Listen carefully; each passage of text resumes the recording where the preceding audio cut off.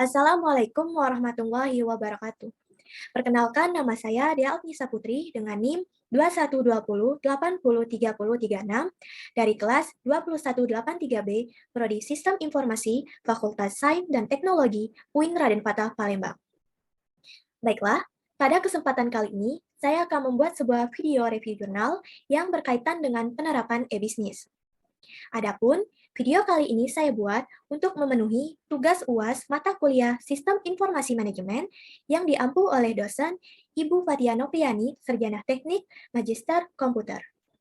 Adapun, sebelum memulai review ini, saya akan memberikan sedikit definisi dari e-bisnis. E-bisnis merupakan kegiatan bisnis yang dilakukan secara otomatis dengan memanfaatkan jaringan komputer dan teknologi internet. E-bisnis memungkinkan suatu perusahaan untuk berhubungan dengan sistem pemrosesan data, baik internal maupun eksternal, agar lebih efisien dan fleksibel. Baiklah, langsung saja kita bahas review jurnalnya. Baiklah, langsung saja kita mulai review jurnalnya.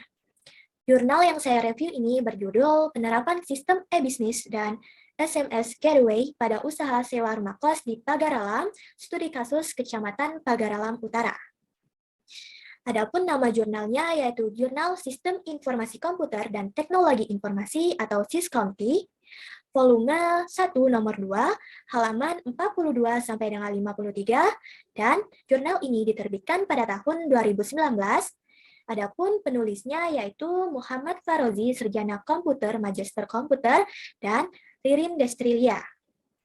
Adapun reviewernya sendiri yaitu saya, Dea Alnisa Putri, dan tanggal review jurnal ini yaitu tanggal 14 Juni 2022. Baiklah, next slide. Baiklah, sebelum kita mulai reviewnya, ini merupakan langkah-langkah atau bagian-bagian yang akan kita review. Yang pertama yaitu latar belakang, kedua objek penelitian, tiga tujuan penelitian, keempat metode penelitian, yang kelima hasil penelitian, keenam kesimpulan, dan yang terakhir ketujuh yaitu kelebihan dan kekurangan jurnal. Baiklah, bagian pertama yang akan kita review yaitu latar belakang.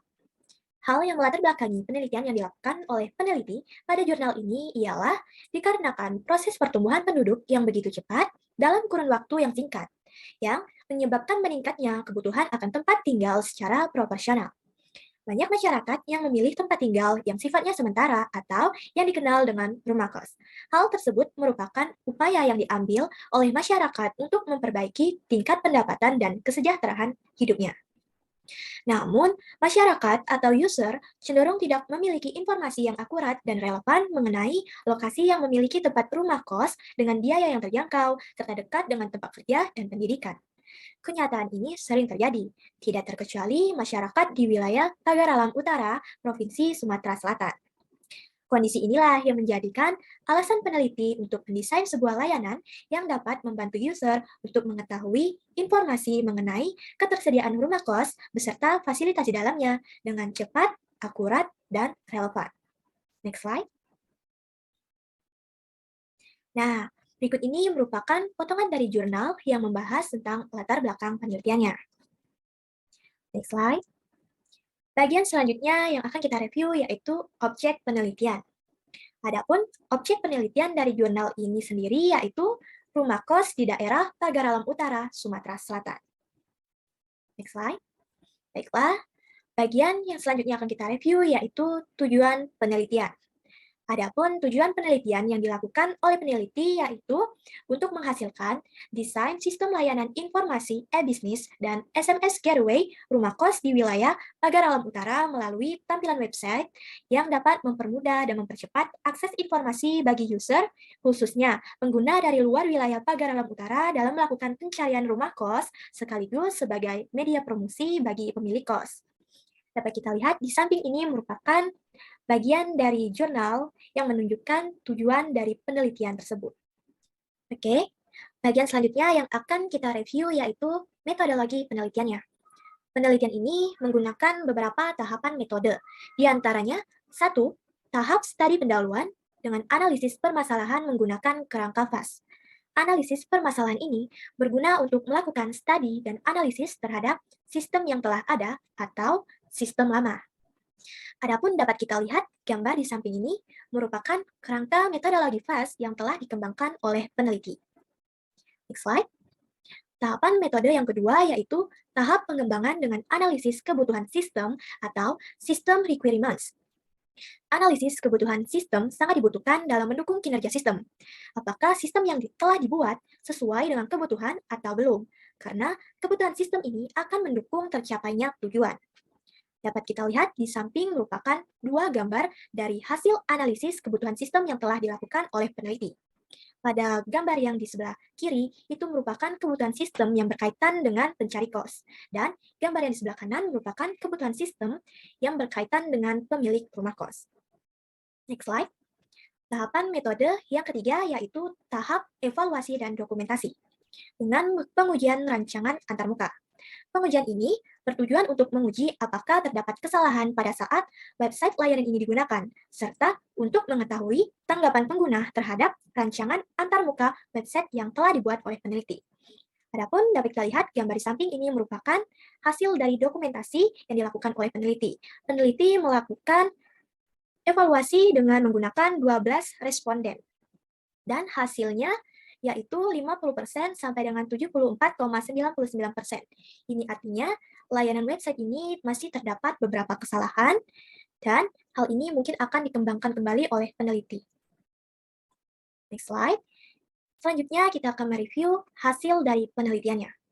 Berdasarkan analisis dan desain yang telah dilakukan, maka diperoleh sistem e-bisnis dan SMS Gateway pada usaha sewa rumah kos di wilayah Pagar Alam Utara atau Sumatera Selatan dengan akses data informasi lebih cepat, tepat, dan terstruktur, serta dalam pencarian data menjadi lebih cepat, aktual, dan optimal. Nah, berikut ini merupakan hasil implementasi rancangan antarmuka yang telah dibuat oleh peneliti. Pada gambar sebelah kiri, ini merupakan halaman form registrasi pemilik rumah kos. Sedangkan pada gambar yang sebelah kanan, itu merupakan halaman form registrasi bagi pencari rumah kos. Nah, pada gambar yang sebelah kiri, itu merupakan halaman daftar rumah kos, sedangkan sebelah kanan merupakan halaman detail keterangan rumah kos. Next slide. Pada gambar sebelah kanan ini merupakan halaman SMS masuk atau inbox, sedangkan yang di sebelah kiri merupakan halaman SMS keluar atau outbox. Baiklah, selanjutnya yang akan kita review yaitu kesimpulannya. Adapun kesimpulan dari penelitian ini yaitu 1. Desain layanan informasi, e-bisnis, dan SMS Gateway yang diintegrasikan dengan sistem basis data diharapkan dapat menyelesaikan semua permasalahan yang berkaitan dengan pelayanan dan media promosi rumah kos di wilayah Pagar Alam Utara, Sumatera Selatan. Yang kedua yaitu desain layanan informasi e-bisnis dan SMS Gateway ini diharapkan dapat membantu proses penyampaian informasi kepada seluruh user atau pengguna atau masyarakat umum yang berada di wilayah Pagar Alam Utara, Sumatera Selatan. Next slide. Baiklah, selanjutnya kita akan membahas mengenai kelebihan dari jurnal ini. Jurnal ini memiliki banyak kelebihan jika dipandang dari sudut pandang saya. Adapun kelebihan jurnal ini, yang pertama, metode penelitian yang digunakan pada jurnal ini dijelaskan secara rinci dan detail, sehingga mudah dimengerti. Yang kedua, adanya wujud hasil desain layanan sistem informasi rumah kos yang telah dibuat oleh peneliti. Yang ketiga, yaitu adanya lampiran tabel identifikasi masalah yang dibahas menggunakan kerangka Pisces. Dan yang keempat, terdapat kesesuaian antara tujuan awal penelitian dengan kesimpulan yang didapatkan.